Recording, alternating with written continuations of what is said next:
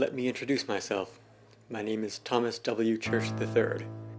Don't let the name throw you. I have no blue blood flowing through my veins. There is no Thomas Church the First or Second. My parents just thought the name sounded classy. My father was Peter Church, a commonplace steel mill worker. My mother, Janet, was a seamstress in a local suit shop. I had no brothers or sisters, which meant that I was the center of my parents' attention and affection. They were great people, constantly supportive in my life. Sadly, they were taken from me at a young age. When I was just 11 years old, a tragic twist of fate ended both of my parents' lives. It was a factory accident that claimed my father, and my mother died shortly thereafter from the grief. Being so young, and with no other relatives or guardians to care for me, I was sent to live in a small orphanage. I spent 14 months, alone and frightened, in that cold and unfriendly place, when, to my rescue, came a man by the name of Darwin Aldersdale. Darwin, a professor of archaeology at a nearby university, took me in as his own to live with him and his daughter. Dr. Aldersdale had also suffered painful losses. His wife and second child were killed by a drunk driver a few years earlier, leaving him and his one remaining daughter, Emily, very close. At first I was nervous, living with a stranger in a new home. Darwin, however, could not have been a more caring guardian. He treated me like he would a son. It was shortly after my 22nd birthday that tragedy struck poor Darwin Aldersdale once again. Emily was diagnosed with a brain tumor and given only a few short months to live. Being the same age as Emily, we had grown a close sibling relationship, and I was just as crushed as poor Darwin. Together, Dr. Aldersdale and I cared for the withering Emily. Then, one dreadful night, we were awakened by the sound of terrible thrashing. Darwin and I rushed to the ailing Emily, but by the time we reached her side, she had already given in to the sickness. Sure is a beautiful spot. Nice and quiet.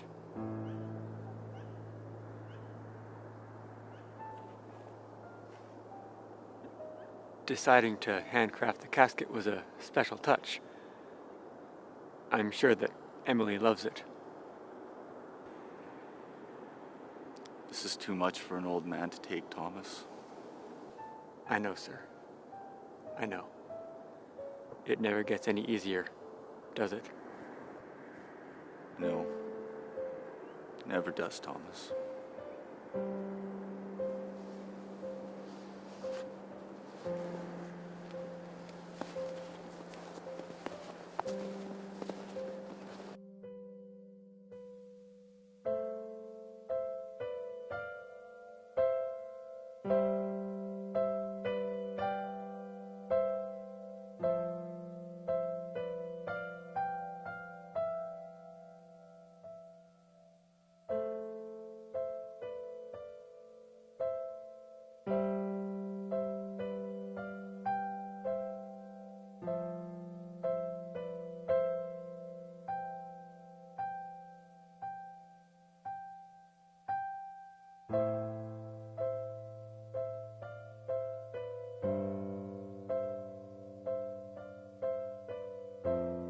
It was frightening seeing Darwin, an older but still very spry man, looking and acting twice his age.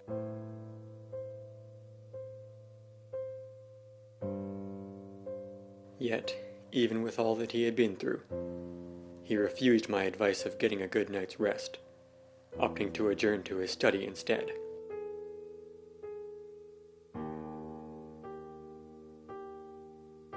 I, on the other hand, settled in for the night.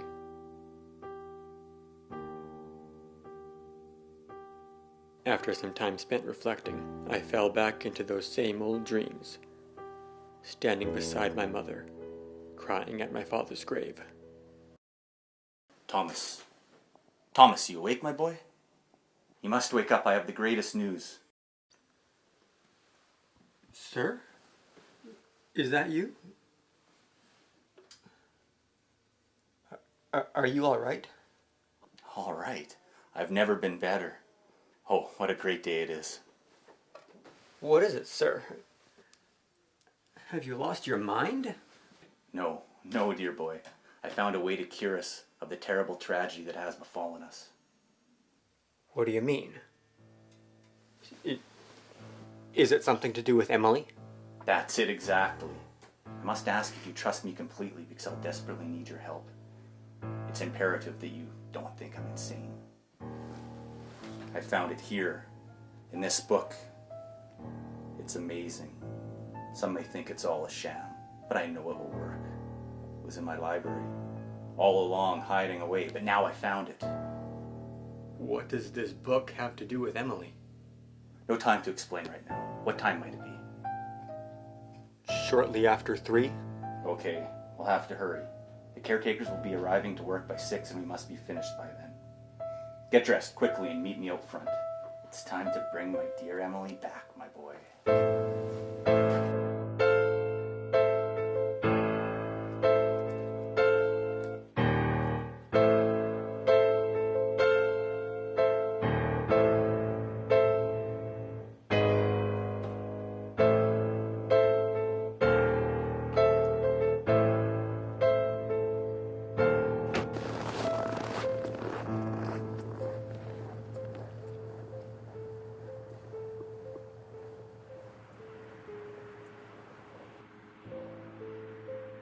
Dear Emily, you'll be back with me shortly, my princess. So, what do we do now? Oh, Thomas, would you be so kind as to start digging? We must disturb the coffin from the ground.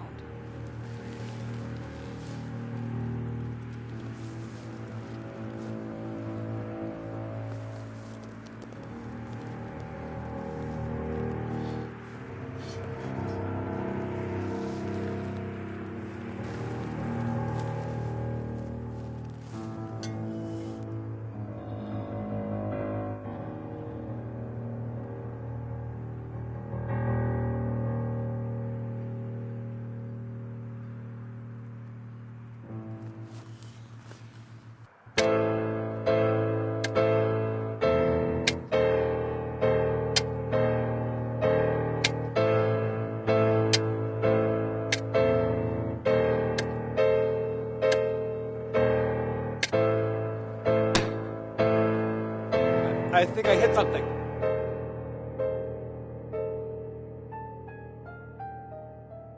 Quickly, open it. We can't have too much time left.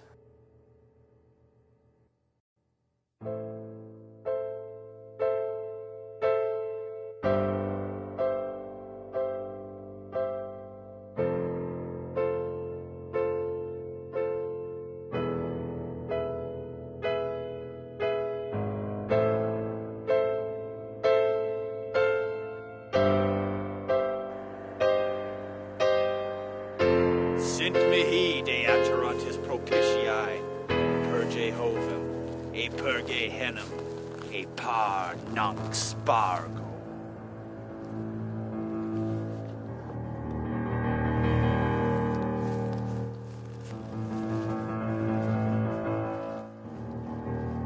What now? What do we do now? This just has to work. There is one last thing, Thomas. One. Unfortunately, I need you for. I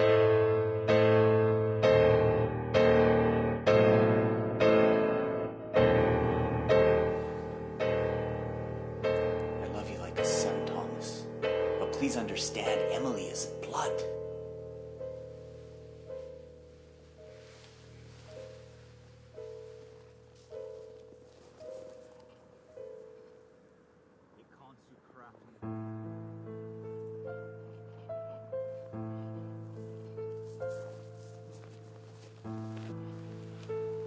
Don't worry, my boy.